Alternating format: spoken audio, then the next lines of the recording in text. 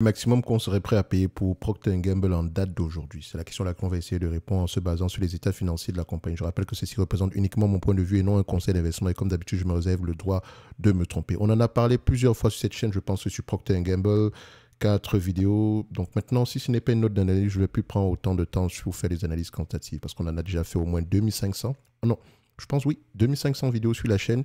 90% sont des analyses quantitatives et donc voilà, on ne va pas reprendre revenus, marge, machin, tout ça, non, c'est bon. Ok, ici, c'est quoi? C'est un business qui se paye généralement aussi le marché paye 25 fois les bénéfices pour cette compagnie. Et moi, je vous dirais, payer 25 fois les bénéfices pour une entreprise qui a une croissance pareille, il faut faire attention parce que tôt ou tard, il y aura une revalorisation des multiples. Ok, donc, ce que moi, je vais faire ici aujourd'hui, cette compagnie-ci, je ne la paierai pas à 25 fois les bénéfices, mais plutôt à 20 fois les bénéfices. Ça, c'est mon choix.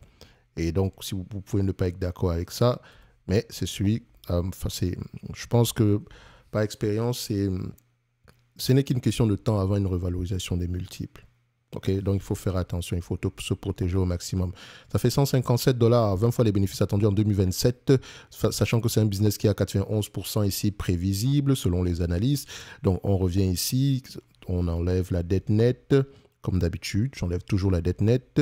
Ça donne on a 10 dollars de dette nette ici, ça correspond, on a 157 moins 10 dollars, ça donne à peu près 147. 147 dollars, c'est ce que je serais prêt à payer au grand max pour Procter Gamble. Et ça, ce n'est que mon choix. Okay? Vous payez ce que vous voulez. Maintenant, du point de vue dividende, on me dit ici aujourd'hui que l'entreprise reverse à peu près 2,42%. Elle pourrait avoir la capacité d'en reverser 4 si elle reversait la totalité de ses bénéfices nets ici en dividende. Donc, elle fait le choix ici de payer 2,42%. Il y a de grandes chances que le dividende continue à croître. Mais n'oubliez pas une chose, on s'attend à 7,87 $ de bénéfices nets ajustés par action en 2027 par rapport au prix actuel. Admettons, on a un rendement sur coût de combien? 4,7%.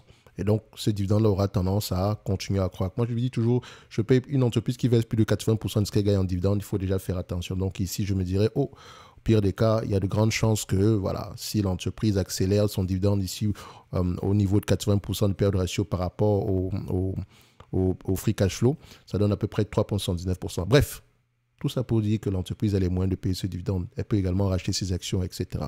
En tout cas, pour moi, c'est 147 dollars, point barre. Ce n'est que mon avis, d'accord? Vous avez le droit de payer ce que vous voulez.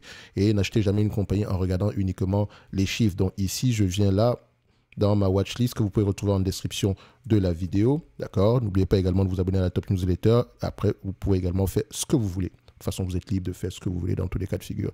Donc, c'est là, 147 pour moi, ce n'est pas une opportunité d'investissement. Donc pour celui qui achète cette compagnie en date d'aujourd'hui, bon, je ne pourrais pas dire qu'il a envie de faire une mauvaise affaire, mais bon, on ne devrait pas s'attendre.